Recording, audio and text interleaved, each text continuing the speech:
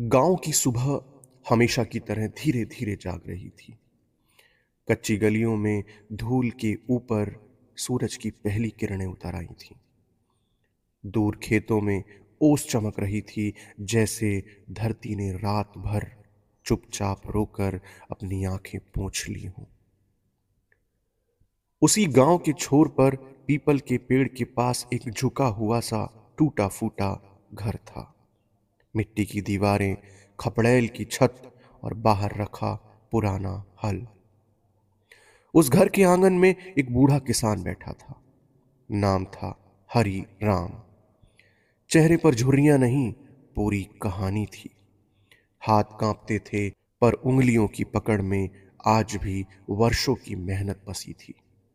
वही हाथ जिन्होंने कभी धरती को चीरकर अनाज उगाया था, आज अपने ही शरीर का भार संभालने में असमर्थ थे। हरिराम की आंखें खेतों की ओर थी। वहां उसका बेटा मोहन काम कर रहा था। तेज कदम, कसी हुई कमर, माथे पर पसीना। मोहन बहुत मेहनती बालक था, पर उसकी आंखों में अब वो नरमी नहीं थी जो कभी पिता को देखकर चमकती थी। अब वह गणना थी, खर्च की गणना, समय की गणना और बोझ का हिसाब।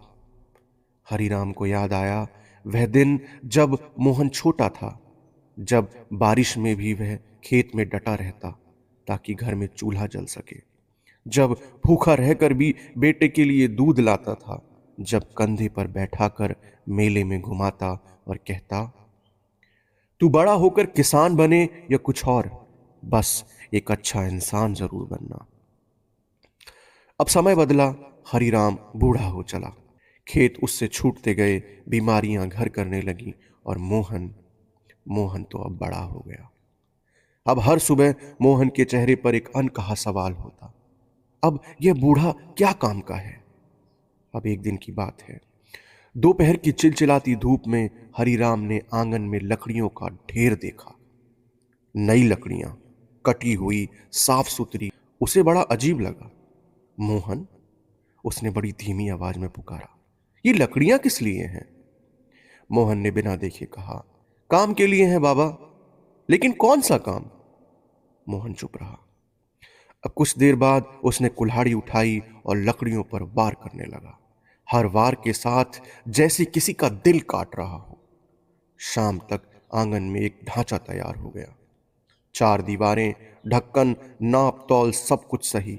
हरिराम ने पास जाकर देखा, उसकी आंखें रुकी की रुकी रह गईं। वह ताबूत था। उसने कुछ नहीं कहा, न रोया न चीखा, बस चुपचाप उसे देखता रहा, जैसे कि समझ गया हो कि यह सिर्फ लकड़ी नहीं, समय का फैसला है। रात को चूल्हा जला, खाना बना। मोहन और उसकी पत्नी ने खाना खाया, पर हरिराम भूखे पेट सो गया। फिर अपनी चारपाई पर लेट गया, छत की दरारों से झांकते तारों को देखने लगा। उसे अपनी पत्नी याद आई, जो बरसों पहले चली गई थी। उसने कहा था, अगर मैं पहले चली जाऊं तो मोहन का ख्याल रखना। हरिराम ने मन ही मन कहा, मैंने कोशिश की, अब शायद मेरी बारी है। अगली सुबह हरिराम धीरे धीरे ताबूत के पास गया।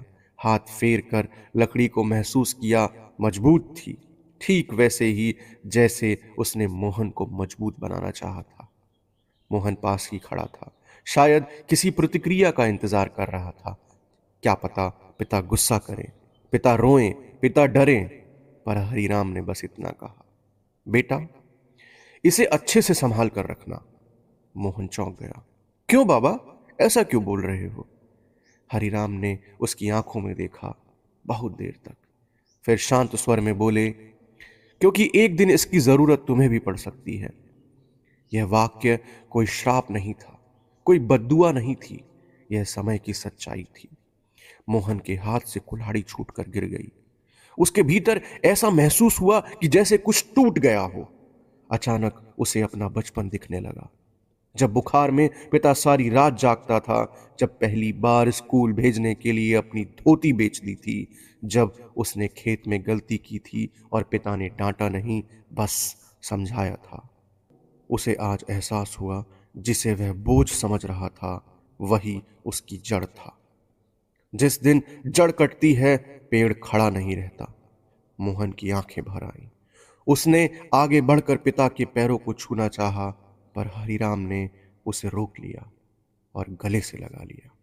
पहली बार मोहन ने महसूस किया, यह गले लगाना किसी ताबूत से कहीं भारी और कहीं ज्यादा जिंदा था। मुझे माफ कर दो बाबा, मोहन रो पड़ा। मैं डर गया था, जिम्मेदारियों से, खर्च से, पर इंसानियत भूल गया था। हरिराम ने उसके सिर पर हाथ रखा और कहा, बेटा, माता पिता का काम बोझ बनना नहीं होता और बच्चों का काम उन्हें बोझ समझना नहीं होता। उस दिन ताबूत को तोड़ दिया गया।